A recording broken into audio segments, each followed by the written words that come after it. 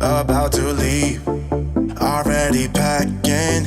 Come with me, I'm not really asking. We'll get away to a place where we don't know.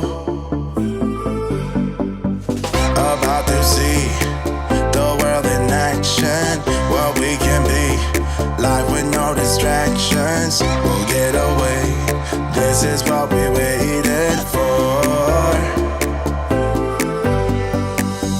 Take my hand, we'll make it somehow. We can't miss out. I'm done living life with the lights out. Die with my own doubts. Be free with me. Let's be free with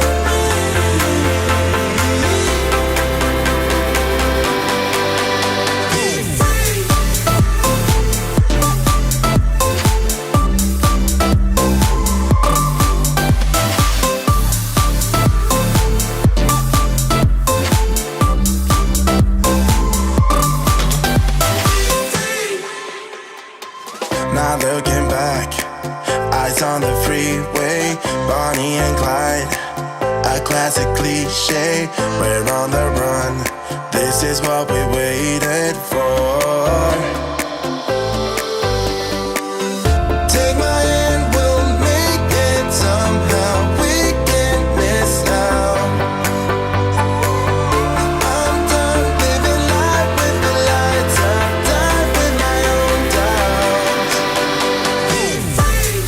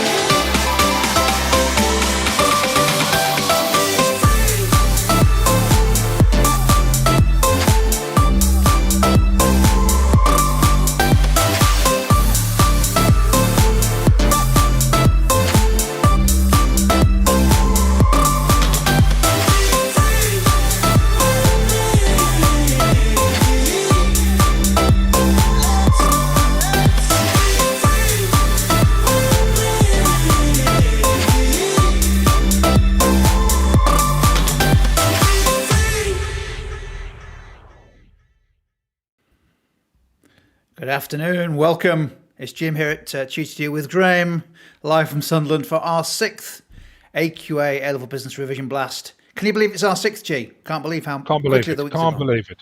Where has the time gone, Jim? Where's it gone? Indeed. Well, we've got the same mix that has been so challenging but effective the first 5 sessions. We've got 10 brand new exam style, exam standard, and I think quite challenging MCQs. And to top and tail that, we've got a starter activity just as people are coming into the chat room, coming into the live session. And we'll finish off with a prize activity at the end, which is chocolate related, which is something very close to my heart. But G, how are you doing? I think it's been a busy week, hasn't it, as we get back to school and college? Yeah, it's been a busy week. I'm looking forward, obviously, to El Clasico on Sunday, which is Sunderland versus Tranmere in the Papa John's Trophy. Sunderland hoping for a nice slice of silverware there. But in turning our attention back to the matter in hand, we've got 10 challenging MCQs. So we will need, Jim, I believe, some calculations in there. So we will need a calculating implement. I think there are 3, aren't there? 3 calculations. Yeah, so, 3 tough ones. And for those who've not been with us before, I'll just quickly explain how the session works. There are 10 MCQs. Each question has 4 possible answers, A, B, C, or D. All you need to do is type in the chat window the answer you think is correct, whether that be A, B, C, or D. If you've got any queries about anything we cover, then please also type that in the chat window and we will do our best to pick up on any queries. Shall we start, Jim, with a little starter activity just to get us into the mood? So this is called the big reveal. There are 5 clues that all lead to a product. So what we're going to do is we're going to reveal the clues one by one. As soon as you think you've got the name of the product, then please type that into the chat window. So let's have a look at clue number 1. So clue number 1, this product was originally developed in 1942. So not a lot to go on there. You may have got it from that. It's not an iPhone. This product was originally developed in 1942. So we've got some answers coming in. iPhone, Dyson vacuum cleaner. I'm trying to remember the name of the guy who invented the Dyson vacuum cleaner. James something, I can't remember his name. Clue number 2, let's have a look at clue number 2. It's a disposable product. So it was developed in 1942 and the product is disposable. Have we any takers now on what this product could be? Disposable product developed in 1942. Let's have a look at clue number 3. This product now includes a probiotic lotion to help keep skin healthy. So some product development there. Some further product development. We could link that to Ansoff. So developed in 1942, disposable product includes a probiotic lotion to help keep skin healthy.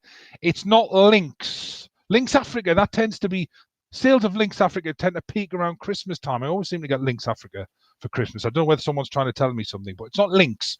Good guess, so Alex, a good guess. Can we have clue number 4, please? So for many years, the product used a slogan of soft, strong, and very, very long. What do we think? Any clues? Sorry, any answers? That's quite a significant clue, I believe. Let's have a look at clue number 5. So puppies of the Golden Labrador type feature in over 100 TV adverts, and I think Jasmine is there with the first correct answer. Let's see if it's correct. Andrex toilet tissue. So Jasmine was on a real roll there. And Andrex toilet tissue, they're the market leaders, aren't they, Jim? And that's the bottom line. It really is. Shall we have a look at our MCQs? Let's start off with question number 1. So you've got 4 possible options here, 4 possible answers. All you need to do is type in the chat window whether you think the answer is A, B, C, or D. I will quickly read through the question. So the chart on the right there shows the average share price of a company this year and last year. The company had 2 million shares in issue throughout both years. By how much did the market capitalization of the company change this year? Did it increase by 2 million? That's option A. Is it B, decreased by 2 million? Is it C, increased by 4 million? Or is it D, decreased by 4 million? So please type your answer into the chat window whether you think it is A, B, C, or D. What do we think? So by how much did the market capitalization of the company change this year? So this is quite an early concept, an early topic in the AQA A-Level Business specification. One of the first things you encounter if you were a year 12 student, then you might have just covered this. Year 13, you may have done this a while ago. So it is good to see some answers coming through in the chat window. It does look as though the majority are going for D, which is decreased by £4 million. Shall we have a look at the answer? And it is indeed D. So if you didn't know how to work that out, or you can't remember the formula for calculating market capitalization, it is the number of issued shares multiplied by the current share price. There's 2 ways you could have arrived at that answer. So you could have worked out the last year's market capitalization, that is 2 million shares, multiplied by £5 is 10 million. This year, 2 million times £3, which is the current share price, which is 6 million. It is therefore decreased by 4 million. Alternatively, you could have worked out from the chart that the share prices fell by £2, multiplied that by the 2 million issued shares, you would have gotten 4 million. And what's interesting about market capitalization is in 2019, it was a 9-mark question. And from memory, I think it was based on a taxi business, loosely based around Uber. And this taxi business, we're going to invest several £1 million in developing a rental service for electric bikes. And the question asks students to analyze the possible impact of this investment on the market capitalization of the business. And what was interesting is many students couldn't or failed to make the link between investing in this new strategy, the possible impact on share price, and subsequently market capitalization. As with everything, answer the question you were asked. So if the question asks you about how an investment is going to impact on market capitalization, your analysis must lead to that endpoint. Okay, let's have a look at question 2. So we're going to look at soft and hard HR here. So a manager switches from a soft approach to managing employees to a hard approach. So employees working for this manager are likely to experience A, more emphasis on productivity and more frequent communication. B, more emphasis on productivity and less frequent communication. C, less emphasis on productivity and more frequent communication. D, less emphasis on productivity and less frequent communication. So select your answer, type in the chat window whether you believe it is A, is it B, is it C, or is it D? So we're moving from or switching from a soft HR approach to a hard HR approach. So what do we believe? So it seems to be, from looking at the answers coming through the chat window, we're sort of split between A and B. A few more seconds to have a read through those options and select whether you believe the answer is A, B, C, or D. What do we think? A few more coming through. Jim, can we reveal the answer, please? And the answer is B. There will be more emphasis on productivity and less frequent communication. Now, in a soft HR approach, managers are more likely to view staff as an asset, whereas with a hard HR approach, managers are more likely to treat staff or use staff as a resource. There's a real opportunity with soft and hard HR to link this with the Blake-Mouton grid. For example, a task management leadership and management style with a high concern for completing tasks or productivity and a low concern for people is in line with a hard HR approach. And it's always good practice in your assessments if you can use selected models and theories to support your answer, because that can really build your depth of analysis. Okay, let's move on to question 3. This is a challenging question. We've looked at PED and YED a lot over the past few weeks, and it's always been a question or topic that some students have struggled with. So we've got a table on screen here that shows the price elasticity of demand coefficients for 4 products: product A, product B, product C, and product D. Each product sells 100,000 units per year. If the price of each product is increased by 10%, what is the largest fall in annual quantity demanded that a product is likely to experience? So this really tests your understanding of coefficients. So is it A, 20,000 units? Is it B, 40,000 units? Is it C, 60,000 units? Is it D, 80,000 units? And you will find a lot of MCQs in your assessments will have answers that relate to a table of information, which really tests your quantitative skills. So, what is the largest fall in annual quantity demanded that a product is likely to experience? Is it A, 20,000 units?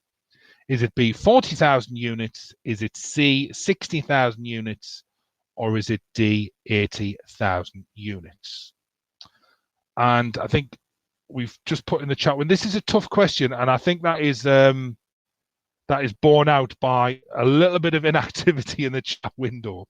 Remember, always, even if you didn't know the answer in your actual assessments or your exams, always least select an option. Never leave anything blank.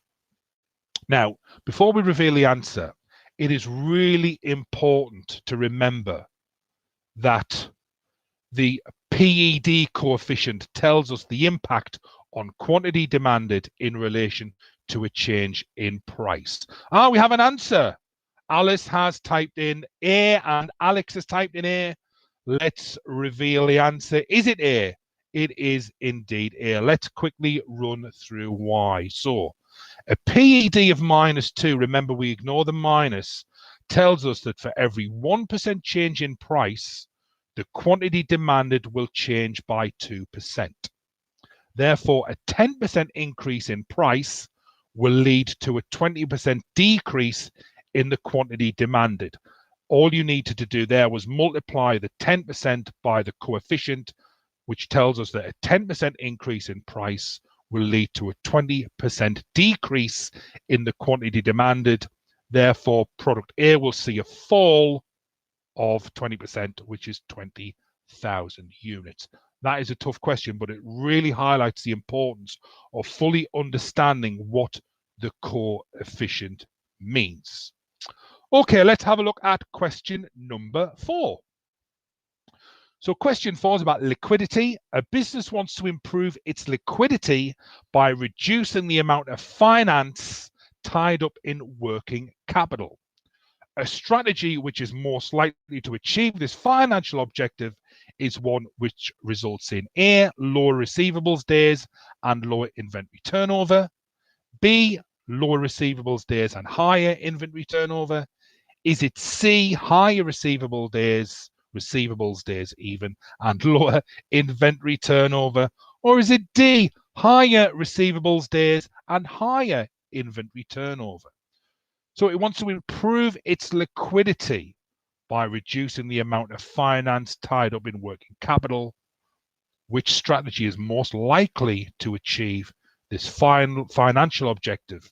Is it A, is it B, is it C, or is it D? What do we think? It's certainly one of those.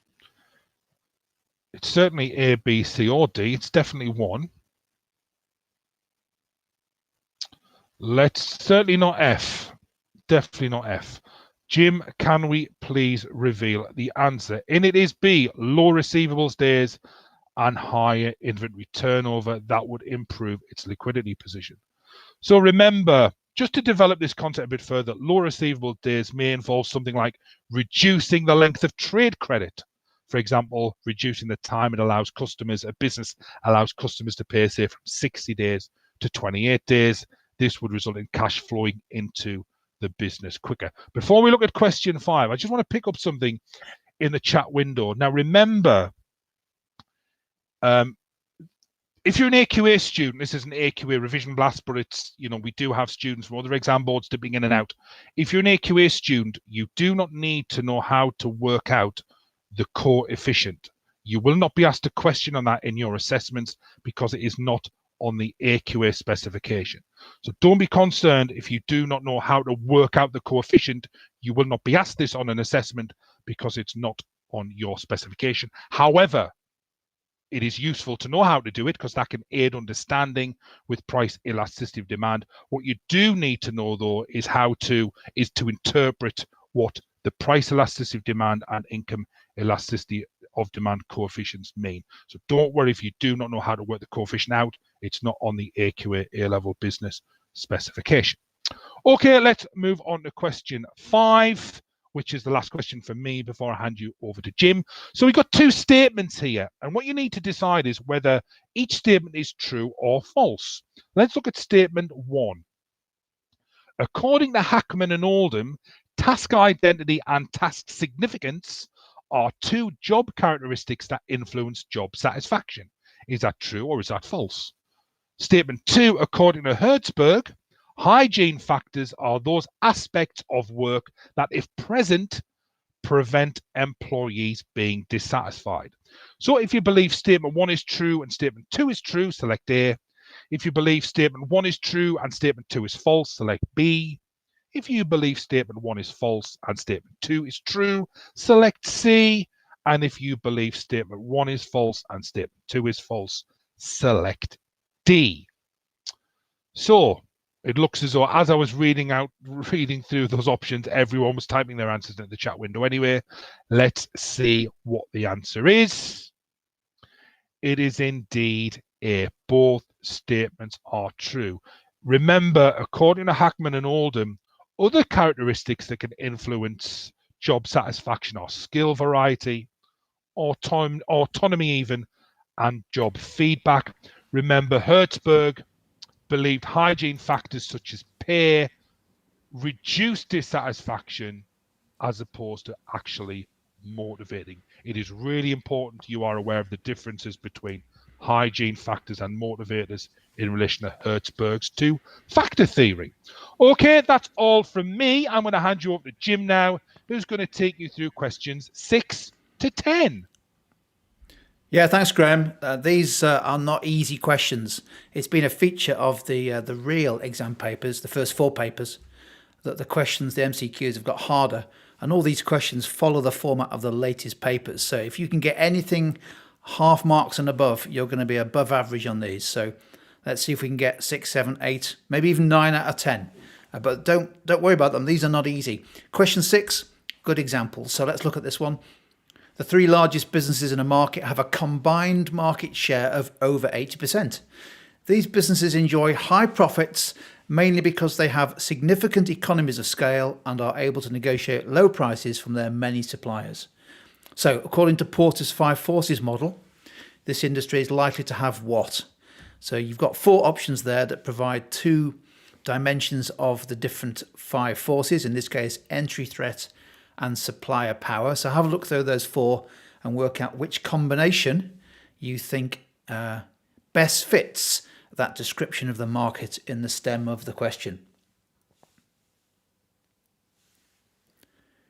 What do we think? There are, as always with these questions, the clues are in either the data, if it's a data table, or in the actual stem of the question.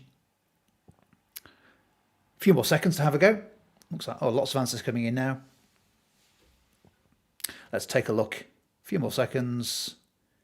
How did you get on? Let's have a look. Well, the answer is it's A.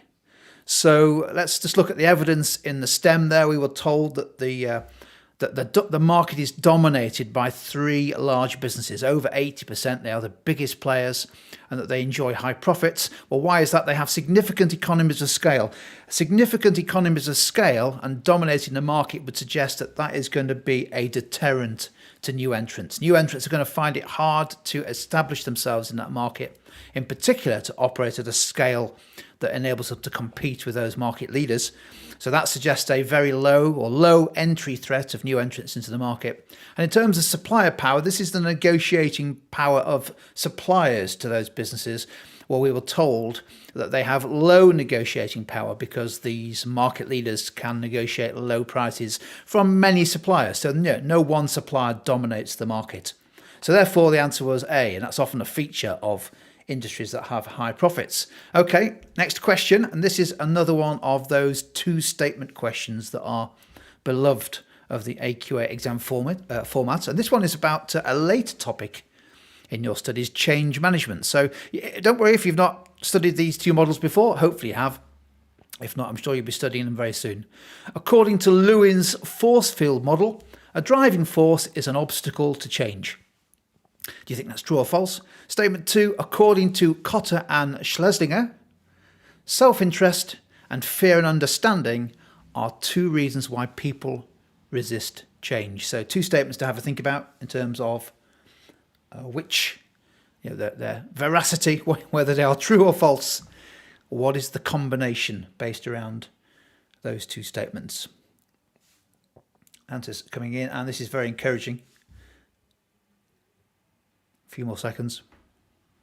Shall we have a look? It looks like, I would say, the vast majority, in fact, I would say nearly all the people who've entered an answer into the chat window, they've gone for answer C, which is indeed the correct answer. So well done on that. Statement 1 is indeed false. Does anyone know what, not driving force, but does anyone know what Lewin called an obstacle to change? What kind of force Lewin called that? It wasn't a driving force. Anyone type into the chat window what was the name of the force that he used? Well done. Julius first in with restraining force. Krenzi very soon afterwards. Yeah, restraining force. The way to remember these is a driving force is a positive force, something which is trying to make change happen, whereas a restraining force is something which is a negative force. It acts against necessary change. And yet, statement 2, Kotter and Schlesinger with their 6 reasons why people resist change, important models. Good. 3 questions to go. Here's quite, I think, probably one of the easier ones on today's session, but it's still not easy. Anyway, have a look at it. Which of the following is an example of backward vertical growth? Have you come across that term? Backward vertical growth. 4 options to choose from. A travel agent buying a competitor travel agent. B, a raw material supplier buying one of its main customers. Is it C, a retailer buying a wholesaler that supplies it? Or D, a diversified online retailer buying a media streaming service? What do we think? A, B, C, or D? A few more seconds to have a think. It's a very specific piece of terminology when you look at the specification in terms of the different methods that a business can grow, typically with external growth using takeovers, mergers, that kind of stuff. Okay, I think most people have had a go, and it looks like, again, most people have got the right answer, which is C. Yeah, a retailer buying a wholesaler. That's a retailer moving backwards. That's why we call it backwards or down the supply chain. So in this case, buying a business that supplies it. Quickly into the chat window, can anyone tell me what the name is that's given to A, the travel agent buying a competitor travel agent? There's a word in particular that defines that type of growth. Who can be first into the chat window on that one? For A, a travel agent buying a competitor. Yeah, Alex is first. Oh, you're all flying in there. Horizontal is the correct word, correct term.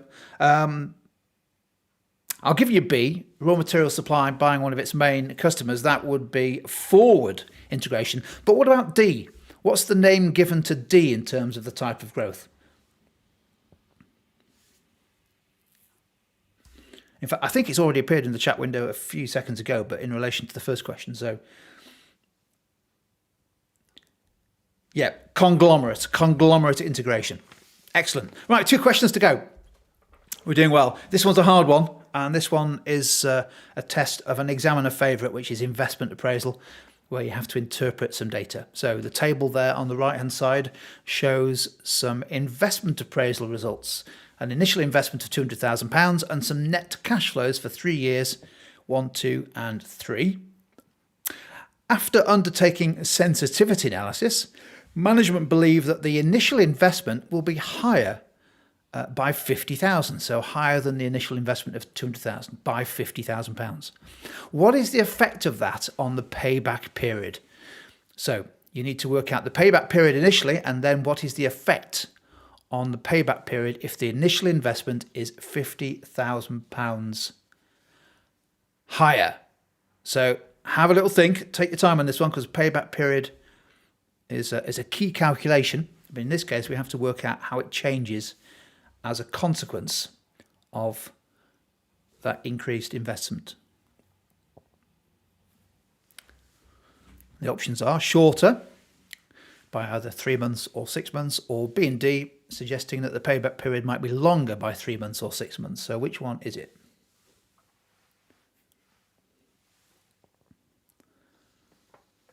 Okay, the answer's starting to come through, which is good.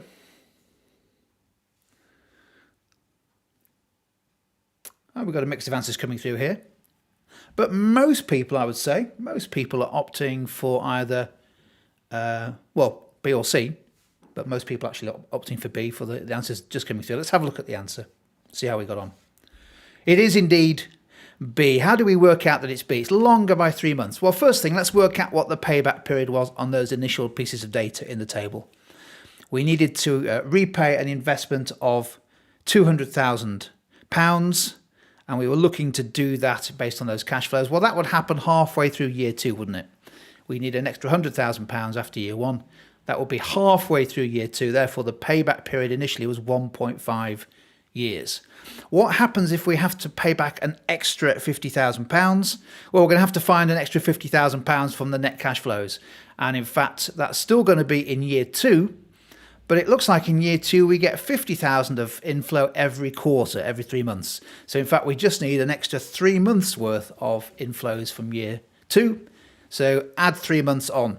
So it becomes 1.75 or 1.75 years. But the answer is longer. The payback period goes longer because we have to wait longer to pay back the initial investment, which is then £250,000. Superb stuff. That's the last calculation. Let's finish off with a quick and hopefully relatively simple question, this time on Ansoff Matrix. Tesla is a business which develops and manufactures electric vehicles and clean energy products. Tesla recently announced it's going to be investing $1.5 billion into cryptocurrencies such as Bitcoin.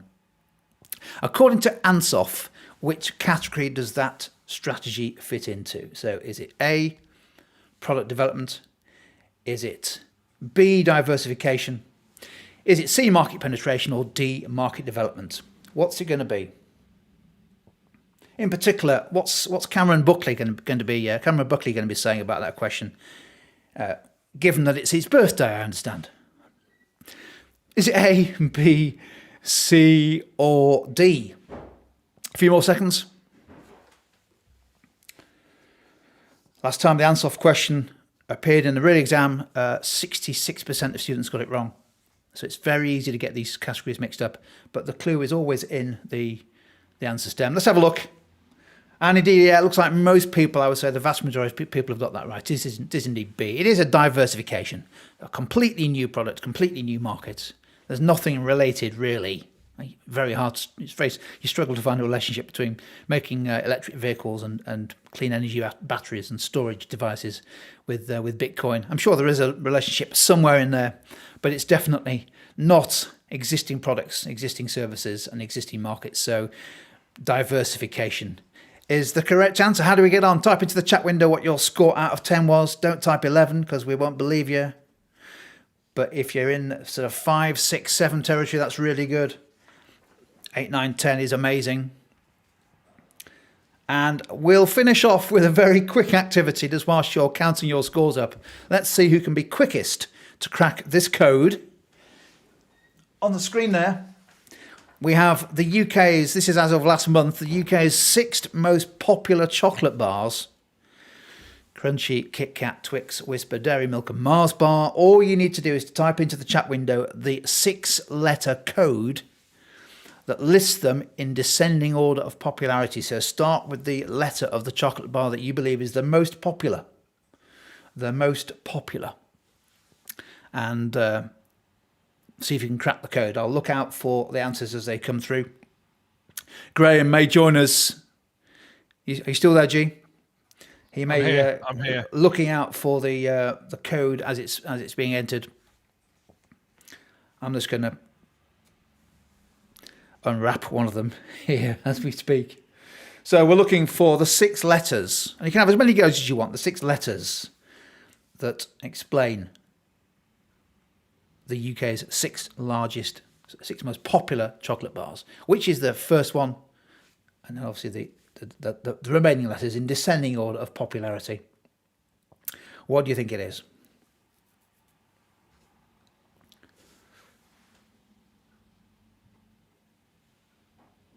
Here they come.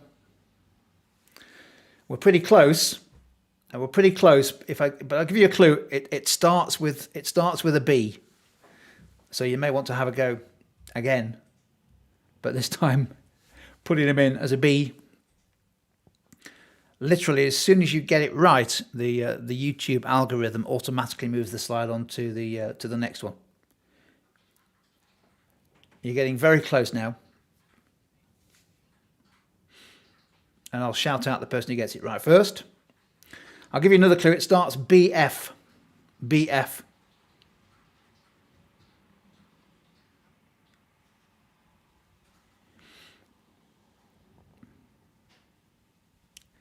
It starts BF.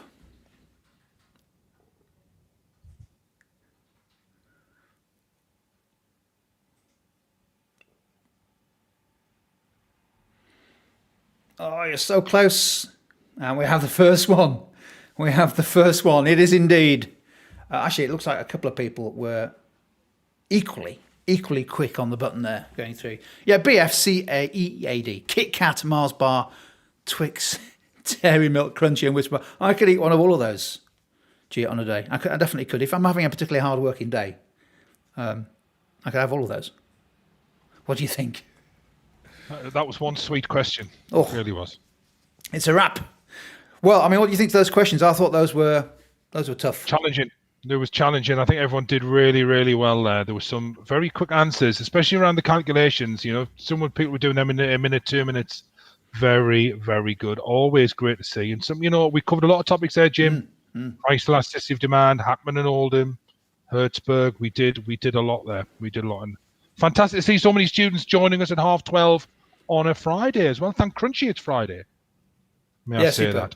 So don't forget now on the cheattodo.net/live, you can, if you want to go through these questions again, you can go replay of this session, all the previous sessions, plus all the other general A-level business sessions we've been running. Similar format with some other presenters. And you can also download all the slides, actually work through all the questions. So we've got 60 new exam style questions for AQA. And who knows, some of those questions may end up being used by your teachers in assessments that get sat, that they ask you to sit in the coming weeks, because they're looking for new questions. So it might be worth working your way through some of those videos just to get a flavour for all the different types of topic that come up in these questions. But yeah, great stuff. I think we'll do another one next week, G, shall we? Yeah, I think 12:30 seems to work. There was lots of interaction there. Lots of people joined us. If there are any particular topics you'd like us to cover, now is the time. We have a few seconds left to type those in the chat window. Please, if you watch us on YouTube, like our video and subscribe to our YouTube channel. And I think, yeah, on behalf of Jim and I've really enjoyed it. Great to see so many superb answers. Have a great weekend, everyone. And hopefully we'll see you at another one of these next week. Thanks very much for joining us. Thanks. Cheers. Now and bye-bye.